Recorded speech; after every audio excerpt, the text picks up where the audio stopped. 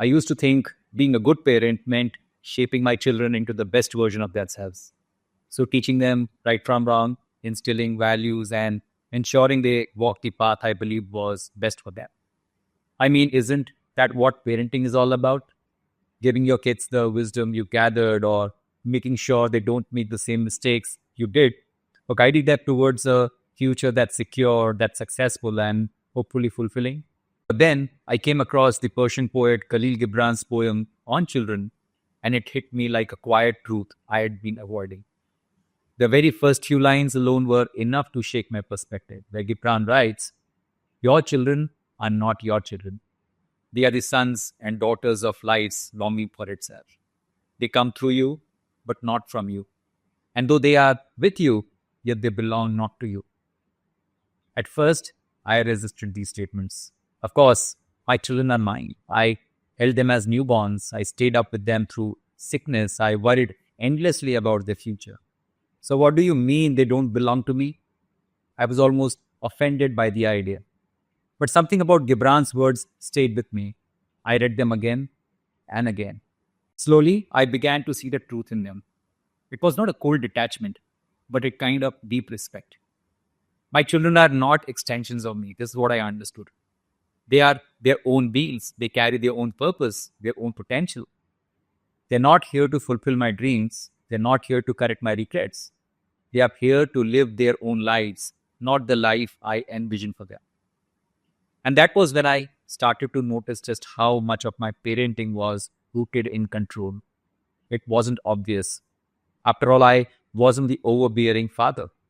But in subtle ways, I was trying to direct their thoughts, their choices, their way of seeing the world. Gibran's next lines made me even clearer. He said, "You may give them your love, but not your thoughts, for they have their own thoughts. You may house their bodies, but not their souls, for their souls dwell in the house of tomorrow, which you cannot visit, not even in your dreams." This part really stung. I used to think that my job was to pass on my knowledge, to teach my kids how to think so they would not have to struggle through the same uncertainties I did. But what if my way of thinking isn't meant for the world? What if my fears, my doubts, my rules about life don't apply to the future they will build? I realized that I'd been treating parenting like sculpting. I was trying to carve out a masterpiece, shaping my kids according to my vision. But children are not marble. They are seeds. They don't need sculpting. They need soil. They need sunlight and space to grow in their own way. The most powerful part of Gibran's poem for me was the metaphor of the bow and the arrows. So he writes, "You are the bows from which your children as living arrows are sent forth. The archer sees the mark upon the path of the infinite, and he bends you with his might, that his arrows may go swift and far." This changed everything for me. I was not supposed to hold on to my children, nor was I supposed to determine their direction. My role was to be the bow, which is to provide strength, stability, and support. But ultimately, they are the arrows. They must fly on their own. And the thing is that the tighter I held on, the less freedom they had to find their own way. After this realization, I started paying attention to the small ways in which I was holding too tightly.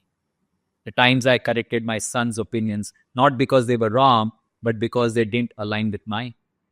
The moment I subtly discouraged my daughter from exploring something unconventional because I worried it would not lead to a stable career. The way I tried to protect them from failure, not realizing that failure was something they needed to experience to grow. This shift in perspective was not easy. Letting go of control does not mean letting go of love. It does not mean being indifferent. It means trusting that my children have their own journey, their own wisdom that will unfold with time.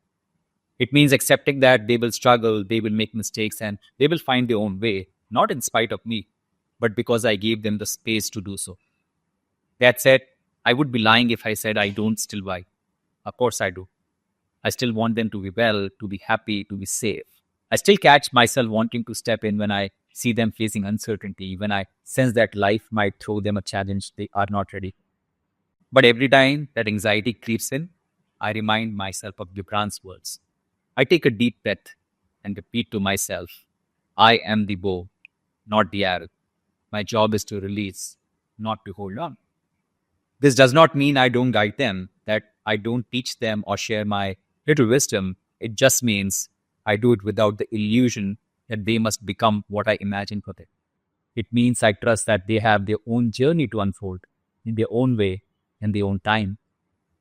There's a wonderful kind of peace that comes with this shift in mindset. Before, I felt the constant weight of responsibility. What if I don't prepare them enough? What if they make the wrong choices? But now I remind myself they are not mine to control. They are mine to love, to support, and to let go. And this does not just free them, it frees me too. Parenting is no longer about ensuring a perfect outcome. It's about walking alongside them, being there when they need me, and trusting that they will find their own way. Gibran's poem is not just about children, it's about life itself. Everything we hold too tightly, we risk suffocating. Everything we try to control, we limit. But when we let go, not in abandonment, but in trust, we allow life to unfold in ways we could never have imagined. So, if you, like me, have ever struggled with the weight of parenting, I leave you with this very important question. Are you holding your children back with your own fears and expectations? Or are you giving them the freedom to become who they are meant to be? Gibran's poem changed how I see my children, and more importantly, how I see myself as a parent. Maybe it can do the same for you. Thank you so much for your time.